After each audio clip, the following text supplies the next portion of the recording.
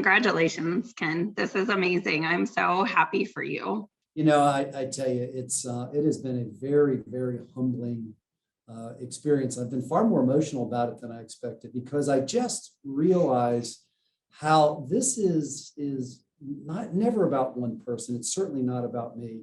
It's about 900 men and women all around the world who care deeply about what they do. They care about each other. I think about somebody like a David Jones, while all of us are home the day after Christmas, he's getting on an airplane to fly out to do an install. This is a guy who's been exhausted from a really hard year catching up from the pandemic, yet he still makes those kinds of sacrifices. And that's, where I'm just blessed is we have people like that all around the world who just care deeply about what they do. Yeah. And, you're one of them. Absolutely. You're one of them. Well, I mean, at the end of the day, when a customer needs somebody to come make a machine work, they're going to be a lot happier to see one of our service techs than me. So that's the reality. Or when they want a part, they're going to rather talk to somebody who knows how to get them a part. Or if we need to design something new, they want to talk to the engineer who knows what they talk about. So I am fortunate that for whatever reason, I've been able to be here during this amazing time. But it really is about the people who do the work. So I want to take a minute to talk about you, though. So if you can we just start with a brief history on your career in the baking industry and how you came to join AMF and ultimately Markel? Yeah, like so many stories, there was a lot of kind of random luck. I was actually called by a recruiter about being the president of AMF Bakery Systems. And I always wanted, at some point in my career to buy and start building a group of manufacturing companies based in Virginia, because that's where I grew up. And I got this call about AMF being the president. And in that process, I found out that the company was actually for sale. It's kind of a funny story. When I called the investment banker who I knew, I said, how do I buy AMF? And he said, well, do you know anything about the food business, baking industry? I said, no. And I said, well, do you know anything about capital equipment, engineer to order kinds of machinery, which I was from the healthcare business. So the answer was no.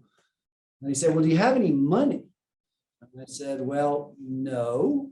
And after a pause, he said, well, I guess you're just the person we're looking for, aren't you? And it's been that kind of crazy ride for 25 years now. So I was just very fortunate that time and circumstances dropped me here at a time that I think the industry was ready for some transformation, and we were fortunate to be part of that. Can you just refresh my memory on how Markel kind of came into the picture and kind of your part in it? This is another story of almost crazy random luck. When we bought AMF in 1996, it was done with all small local investors. And so it was a classic, they call it club deal. It was just a bunch of individuals that got involved. And then we grew pretty dramatically, and it came time they wanted to exit their ownership. And I had known Tom Gaynor, who's now the CEO of Markel, for, 10 years. We went to church together. Our kids went to school together. So we knew each other. And it was just really through a random connection that he found out that I was looking for a new financial partner. And Markel had always been looking to do this Berkshire Hathaway thing. Tom basically said, well, it's in Richmond. They're in the bread business. That's probably going to be around for a while. And here's a guy that I know who's willing to invest everything he has in the deal. And so they took a chance. And the amazing part of that story is that Markel Ventures, which is what we have become, or what we're now part of, let's say, Markel Ventures today is as big as all of Markel was in 2015 when they joined up with us. Markel Ventures is now $3 billion in revenue. And it all started kind of with a random conversation with Tom Gaynor and I many, many years ago. Wow. That's incredible. You really know how to make things happen. I just am lucky, and when opportunities happen, I've been fortunate enough to move towards them. When we look back on this storied career and the luck that you have had and your role in the industry, can you think of anything that when you look back, you're like, yep, I did that according to the plan. That is exactly what I wanted to accomplish and how I wanted to.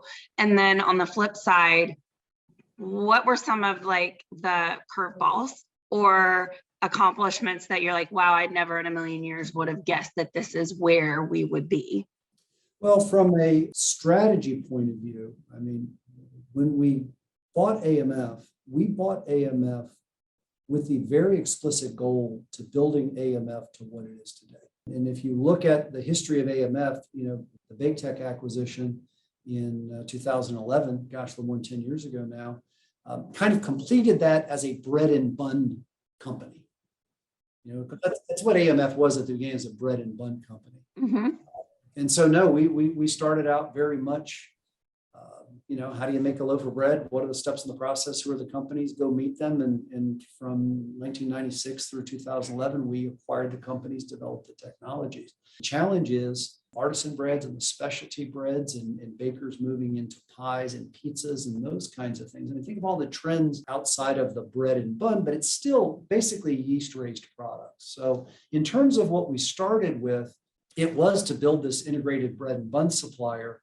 The jump to Trump and the more specialty, and the jump to Redding. Redding was a great company. It moved us as an organization into the snack space, but Redding had continuous mixers. We were able to work together to start building mixers for bread and bun applications, which has now helped Redding develop bigger mixers that they're selling to other customers. And so that's another example of something that was ancillary. But those kinds of things, I never dreamed of that. And that never would have happened without Markel.